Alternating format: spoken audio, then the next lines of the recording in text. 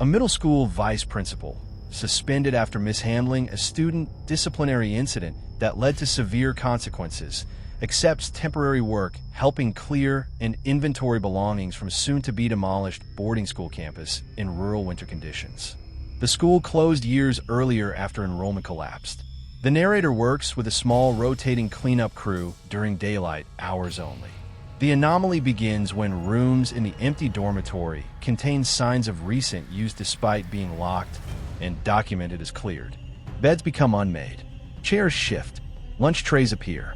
Not repeatedly, not in patterns. Instead, the school behaves as if classes are still quietly continuing somewhere out of sight. The emotional core is shame and fear of authority failure. The horror mechanism is an institution that refuses to accept abandonment. Escalation shifts from environmental discomfort to participation. The narrator slowly realizes people around him act as if they remember events that never occurred. Ending, demolition finishes. The school is gone.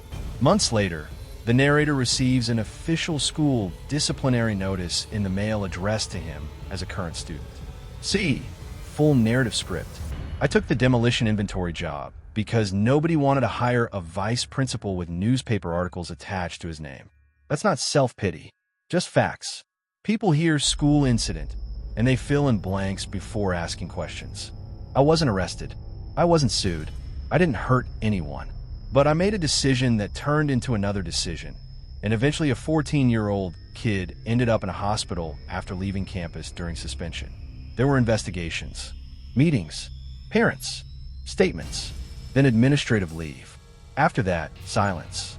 I spent 8 months at home. Applications, interviews, nothing. Schools talk. Districts talk more. By winter, my savings looked bad enough that I started taking whatever temporary work I could find. Warehouse unloading, tax season filing, furniture moving. Then a county contractor posted a short-term position. Inventory assistant. Temporary educational property closure project. 3 weeks, maybe 4. Good pay. I almost ignored it. Then I saw the address. St. Augustine Residential Academy. Closed boarding school north of town. The place had shut down years earlier. I vaguely remembered reading about it. Declining enrollment. Funding problems. The usual story. My job sounded simple. Walk through buildings before demolition crews arrived.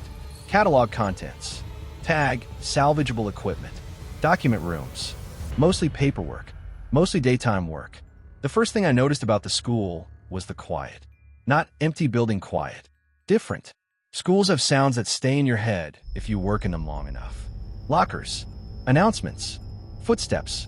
Distant voices. You spend enough years around them, and silence feels unnatural. St. Augustine sat several miles outside town, near farmland and woods. 3 brick dorms. Administration building. Gymnasium. Chapel. Classroom wings. Snow-covered parts of the grounds. Wind moved through dead trees near fences. The place looked old, but maintained. Not abandoned. Just paused. I met the cleanup crew on my first day. 6 people total. Contract workers mostly. 2 demolition supervisors. A guy named Hector handled inventory coordination. Late 40s maybe. Heavy coat. Permanent tired expression. Friendly enough. He walked me through procedures. Building maps. Tags. Storage records. Most rooms already had clearance notes. Dorms first. Administration later. Simple. Around lunch I asked how long the campus sat empty. 5 years. I remember looking around. 5 years felt wrong. Because places left alone start decaying. You expect dust, damage, weather. This place looked maintained. Not perfectly, but enough. Hector noticed me staring. County kept security around a while. That explained some of it. Mostly. Dormitory A became my section. 3 floors. Rows of student rooms. Shared bathrooms. Study lounges. Normal setup. I spent hours opening doors and logging contents. Beds. Desks. Shelves. Old textbooks. Nothing strange. Until room 214. The inventory sheet listed it cleared 2 years earlier. Empty. I unlocked it. Opened door. Stopped. Because someone had made the bed. Perfectly. Blanket tight. Pillow centered. Desk chair pushed in neatly. On the desk sat an apple. Fresh apple. Not rotten. Not dried. Fresh. I stared maybe 15 seconds, then laughed quietly. Figured another worker was messing around. I checked hallway. Nobody. Brought Hector upstairs. He looked confused. Checked paperwork. Room was cleared. I pointed at the apple. He frowned. Probably security. Then threw it away. That was it. No mystery. No concern. Just inconvenience. By end of day, I forgot about it. Second day, room 214 sat empty. No bed made. No apple. Normal. I worked through second floor. Tagged furniture. Log boxes. Routine. Near afternoon, I passed room 229. Door cracked open. Inventory listed vacant. Inside I saw cafeteria trays stacked on desk. Still holding food. Not fresh. Not spoiled either. Half sandwich. Milk carton. Apple slices. I remember standing there thinking somebody forgot cleanup supplies. Except milk cartons had old school labels. St. Augustine Academy. And expiration dates from 6 years earlier. I called Hector. He looked annoyed more than concerned. Then confused. Then irritated again.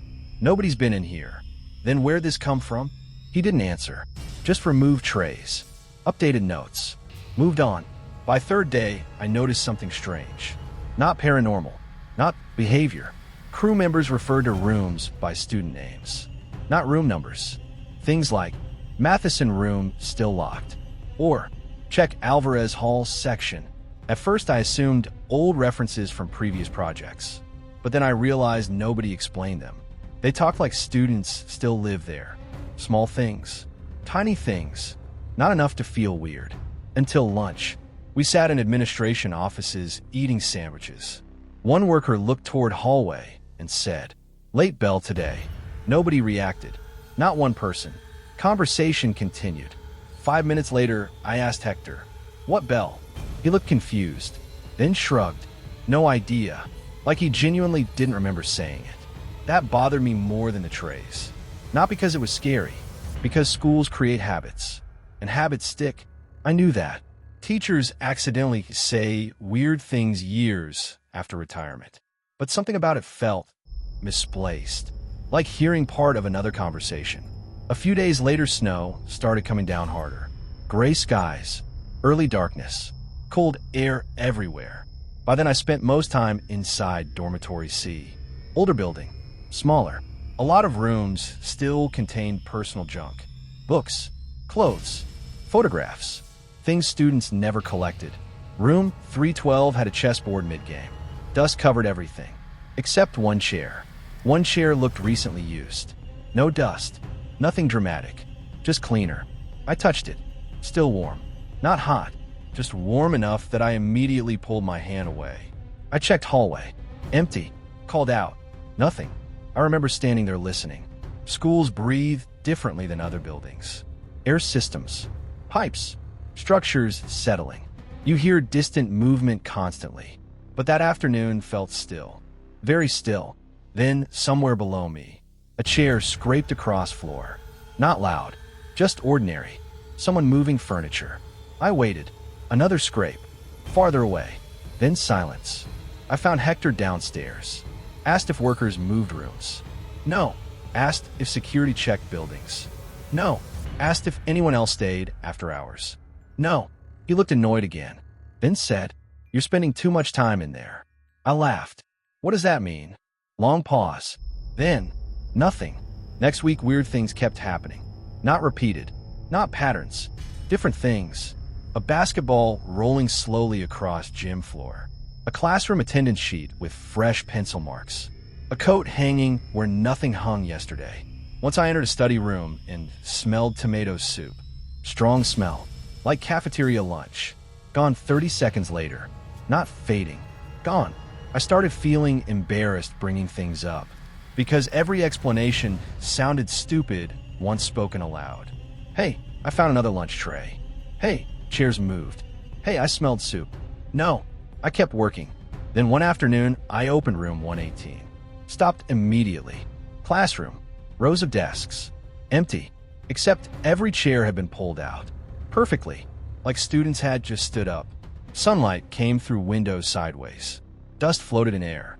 Everything looked normal, but I had cataloged room 118 2 days earlier. Chairs had been stacked. I remembered, because I photographed it. I stood there maybe 30 seconds, then quietly backed out. Didn't report it. Didn't know why. That night, I dreamed I was back working at my old school. Hallways full, students moving, noise everywhere. Then slowly I realized nobody had faces. Not blank, just absent from memory. Like dreams where details slip away. I woke up sweating, snow hitting windows outside. 3 in the morning. Couldn't sleep again. By week 3, I started noticing something else. People remember conversations that never happened. Crew workers. Small things. One guy thanked me for helping move boxes. Never happened. Another asked if my meeting with parents went okay. I stared. What parents? He looked confused, then laughed awkwardly. No idea. I remember feeling this strange pressure in my chest. Not fear exactly. Recognition. Because schools run on routines and assumptions. Announcements. Attendance. Schedules. Systems. And suddenly it felt like I was participating in one I didn't understand. Near end of project demolition began on outer buildings. Gym first. Equipment removal. Wall teardown. Normal work. I spent most days inside administration offices. Safer there. Less strange. Then, one afternoon, Hector handed me a folder. Missed records. Student discipline notices. Old paperwork. I almost laughed. Of course. Discipline records. I started organizing them. Detentions. Suspensions. Behavior reports. Then I found one without date. No student ID. Just description. Failure to remain present during scheduled instruction. Consequences pending. No name. Nothing else. I remember staring at it, because handwriting looked fresh. Not old. Fresh. I asked Hector where it came from. He frowned. Said, no idea. Then after a second, thought you brought it. That afternoon demolition crews knocked down East Dormitory. Huge sounds. Metal collapsing. Dust clouds. Workers everywhere. Noise felt good. Noise felt normal. Then around 3, I looked toward remaining campus buildings. And for maybe 2 seconds, I saw students standing in classroom windows. Not many. For maybe 5. Just standing. Watching. Too far away for details. I blinked. Gone. I told myself workers. Reflections. Anything. Anything normal. Final week arrived. Most buildings gone. Only administration wing remained. My last inventory room sat beside old guidance offices. Small records room. Boxes. Cabinets. Nothing special. Inside I found a single student desk facing wall. One desk. Centered. On top sat a disciplinary notice. Fresh paper. Typed. My name. I actually laughed. Nervous reaction. Because somebody had to be screwing with me. I picked it up. Read. Failure to remain present during scheduled instruction. Repeated unauthorized departures. Meeting required. Student. Daniel Reeves. Current status. Active. I stared for a long time. Then checked hallway. Empty. No workers. No sounds. Then I noticed something. Date. Current date. That day's date. My hand started shaking a little. Not dramatically. Just enough. I left immediately. Found Hector outside. Told him I was done. Finished. Not coming back. He looked exhausted. Like he'd expected something eventually. Then quietly asked, "What room?" I told him. Long pause. Then, "Okay. Just okay. No questions. No confusion." I drove home. Never returned. Demolition finished 2 weeks later. Campus gone. Completely. Life moved on. Mostly. I eventually found work again. Different district. Administrative support. Not student-facing. Smaller role. Safer. 3 months passed. Then last Thursday, I checked mail after work. Bills. Advertisements. Junk. One official envelope. County education seal. No return address. I figured tax forms. Opened it in kitchen. Inside was a disciplinary notice. Fresh paper. No stamp date. No mailing information. Just one sentence. Daniel Reeves failed to report after repeated absence. Student status unchanged. And beneath it, typed neatly, "Please report Monday before first bell." I checked calendar afterward. Monday was yesterday. Around 8:15 yesterday morning, while sitting at my desk at work, I heard a school bell ring. Not nearby, not outside, not in the building, just somewhere far enough away that nobody else looked up. And for a second, before it stopped, I had this awful feeling that I was late.